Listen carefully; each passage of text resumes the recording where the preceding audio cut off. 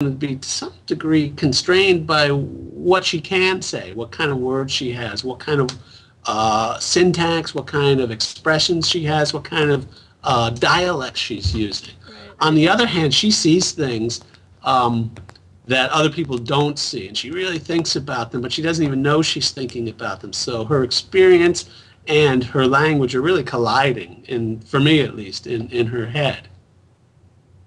All right. Thanks. All right, hey, thank you, Adrian. Hi, I'm Kara. Hi, Cara. I just have a question based on like my own, like when I write stuff, I have to like put it down and walk away from it a lot. What's like the longest time you spent just not working on this, like taking a break from it? And did you think about it while you weren't working on it? I think at first I wasn't thinking about it when I wasn't working on it. So in the early stages when I was trying to hash it out, when I was trying to get the voice, when I was really trying to get the mood of the piece more than anything else. And there were significant periods of time that I was away from it. We had one small kid at the time who was 3 years old, and just as she was sort of getting up to speed, we had another kid, so there was an infant in the house. So a lot of the times I would get a little writing done in between, or diaper changes and naps. So it was a while before these kids were old enough and I had enough free time to really spend a lot of time on it.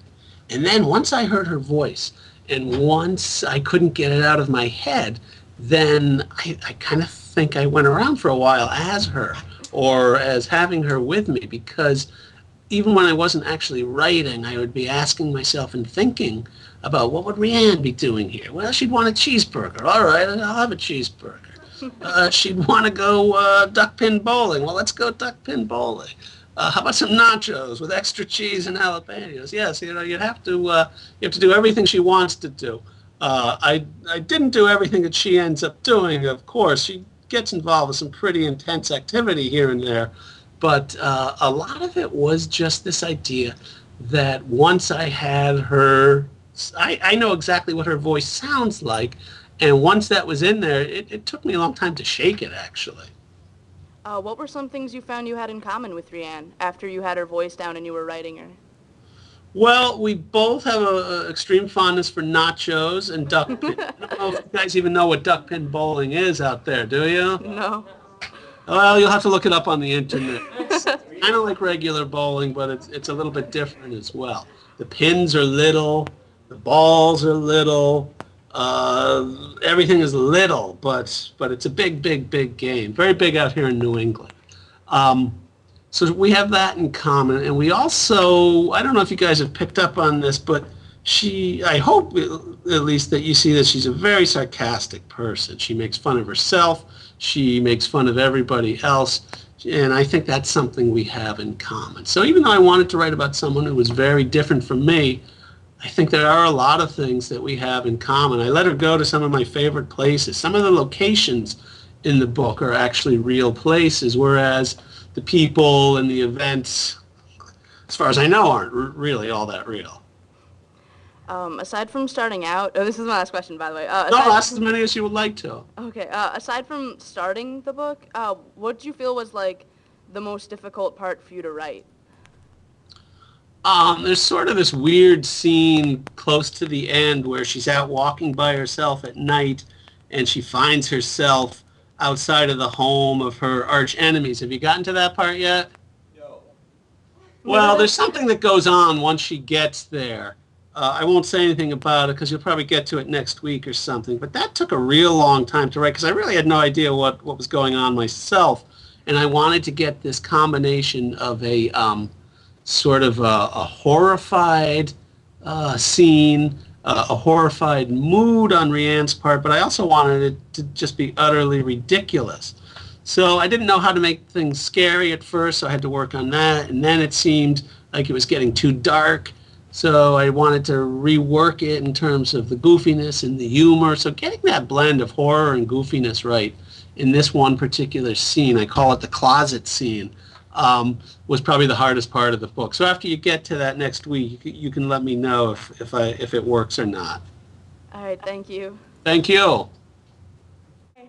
Hi. I have two sort of random questions. But the first one is if you had anything to do with the cover art, and if you think that it represents the book well, like if you had choices or.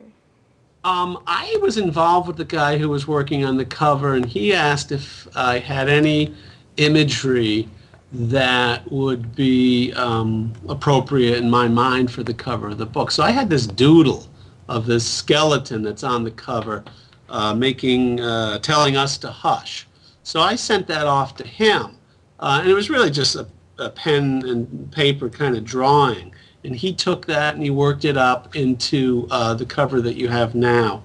I can't say I'm completely happy with the cover, but after spending a lot of time with him, working back and forth on different versions, we finally got to one that we could both agree on. I wasn't all that invested in the cover. I didn't really care too much about it, but I do kind of like the way it looks. Okay, I have one more question. Yeah, go ahead. I heard a rumor that you were in a band that opened for the Pixies. And Where'd you hear this rumor? You know, so I was wondering what your band was called. We were called the Driveways. And I'm guessing from the ukulele that you were a guitarist? I was a guitarist and the songwriter. We had another guitarist. We had a bass player and a drummer. So it was just sort of your classic four-piece. And yeah, that was one of our really favorite gigs, was opening up for them. Excuse me. We were stationed in Boston at the time, so we got to know a lot of people in the mid to late 80s era who were playing then. And it was always the same story. We would get to open up for the Pixies. We got to open up for the Breeders. We got to open up for all sorts of bands, and a lot of them went on to be big, but no one has ever heard of the Driveways. Just rumor. I'll play you on my radio show. Yeah, very good. Thank you. Thank you.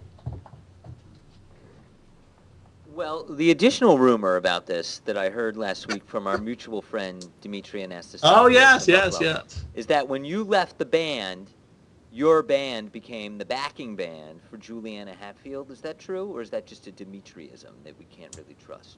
Our drummer went on to be her bass player.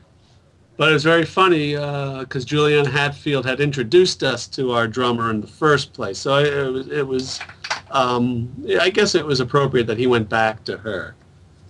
Tell us a little bit about your background. Now, I've known you for many years, but you had already kind of left this Boston music phase. I met you at Penn State. You were in a band there, Yam. Right. I think your wife Janet was involved in also. She was in the band. And you had a background even before that as a chemist, right? As an undergraduate student, I was a chemist. I'm looking for a picture. Hold on a second. Well, no, I can't find it. As an undergrad, I was a chemist, and I did industrial research in adhesives for several years. And then I conquered that field and went on to do a master's degree in linguistics. And that's where I met some of these people, and we formed this band that we were in Boston for 5 or 6 years. It was a real heartbreaking experience, not only because all these other bands that we always played with somehow made it big and we never did, but we actually weren't that far away. We had record companies coming to listen to us. We did some demo tapes for some big labels. So we got this close, but it doesn't matter if you're this close, and it still ended up nothing. Then went to Penn State.